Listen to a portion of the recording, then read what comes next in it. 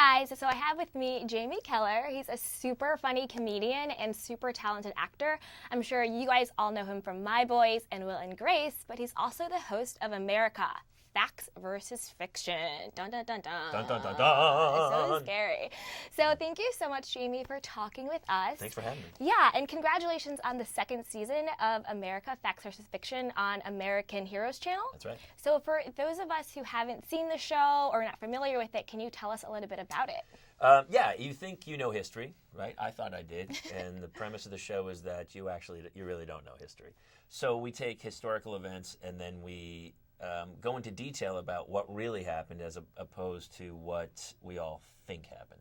Gotcha. Yeah. Sort of like Snapple facts. It is a Snapple fact. You know, when you get the Snapple, you're like, wait a minute, is this real Wait. or not? Like, I'm confused. Did George Washington have, like, wooden teeth? I don't know. So what's been, like, from your perspective, one of the biggest misconceptions about, like, U.S. and American history that's out there? God, there's so many. Well, there was every episode is crazy, but the fact, like our pilot episode was about the fact that Paul Revere really didn't make the ride. So Paul Revere would never have said the British are coming because they were all British. We were a British colony, so he would have never said that. There were three guys, Dawes, Prescott, and Paul Revere, and he got arrested. The other two guys were the guys who finished the ride, but when Longfellow wrote a poem, Paul Revere rhymed better. So we all know Paul Revere made the famous ride, but he didn't. Wow. Yeah, it's stuff like that. Like, yeah, it's like actually really cool. Every episode's like that, where you're like, wow, I had no idea. You know, we do stuff about the presidents, FDR, Ben Franklin, landmarks, the Hoover Dam, how the Hoover Dam was built, and the fact that the cement in the Hoover Dam is still drying. Like, it's crazy. When they built the Empire State Building, originally had a landing port for dirigibles, like blimps, at the top of the Empire State Building, and they landed one aircraft there. And so the blimp would pull up, throw a line, connect to the top of the Empire State Building. They would put a plank down, and people had to walk across the plank to get onto the top of the building. That's scary. At the top of the Empire State Building with like 50-mile-an-hour winds. They did it once, and they were like, yeah, that's probably not the greatest idea we've ever had. That's hilarious. The stock market crash, how we think people were jumping from windows, but it's not true, and how we thought it happened like that, but it was more gradual. And so it's stuff like that about history. We see these blips on the historical map, but the truth is if you go back and live it like those people lived it, here's the real events that come out. So the show has been really a fun kind of reveal, because it's facts or fiction. We even ask people, this is what you think you know the story went. Right. Here's what really happened.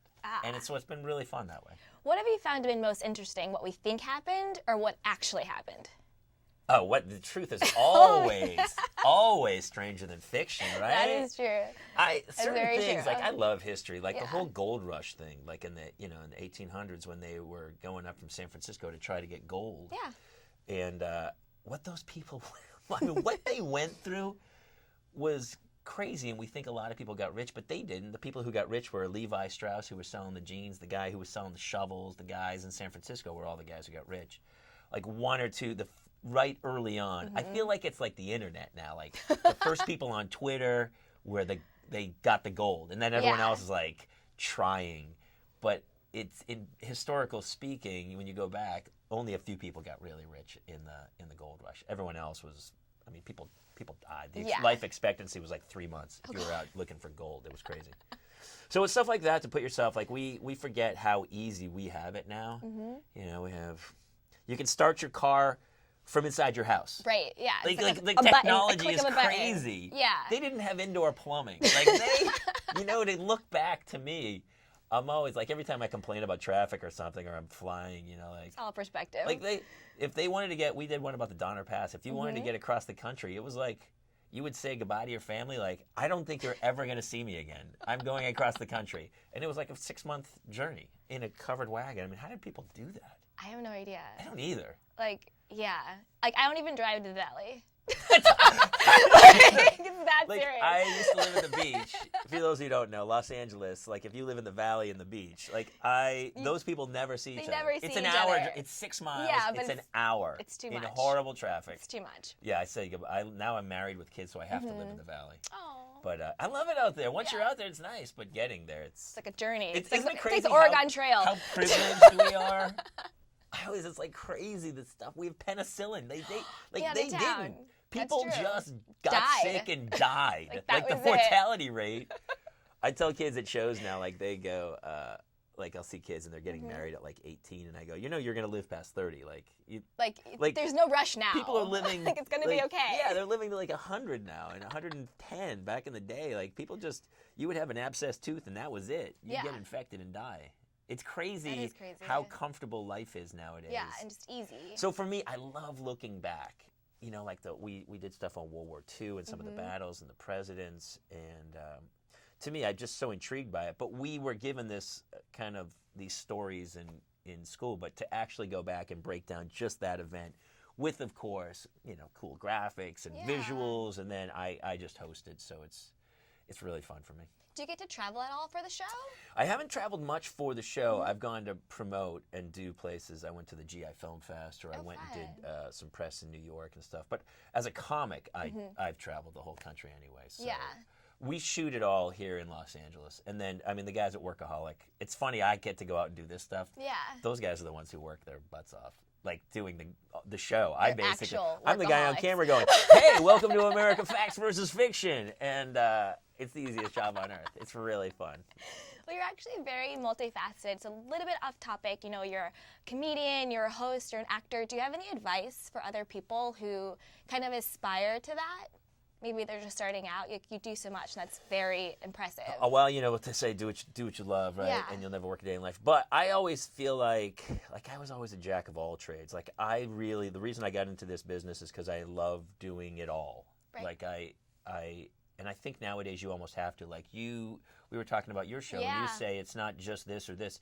It's everything. It's all encompassing because the show's you. Exactly. And so whether I'm doing stand-up, like if I had to do one thing all the time, every week I was on the road doing stand-up, well, that would be terrible. And if I was just doing a show, that would. So I feel very lucky that I get to go off and do all kinds of different projects. It's really great. Yeah. So where can we watch America? The marathon airs this coming Monday, Labor Day, and it's on American Heroes channel, and it will start at 9 a.m. and it will go all day. So set your DVR. Just do your menu. Exactly. Right? Menu, smart search, America Facts versus Fiction. You know how to spell America. And then just record series, because we're also starting to shoot the next season, which will be out at the end of the year. Ooh, congratulations. I appreciate it. And you're actually an American hero. You were a U.S. naval officer. I am far from a hero, but yes, So, I did serve this country. Thank you for that. As a Navy lieutenant. But I tell everybody, We I was like, appreciate your service. I appreciate you letting me serve, because I was in the easiest time. There was no war when I was in. Like we thought the Russians were the main guys back then. It was the 90s, and it was before the Cole and 9/11. So, but yeah, that's why I go out and I do a lot of USO tours, and I host the GI Film Fest to help support all the veterans. And American Heroes Channel has been great with that as well. Perfect. Yeah. All right. So you guys go out, tune in, check out Jamie at America Facts versus Fiction. We're getting the story straight. Thanks, guys.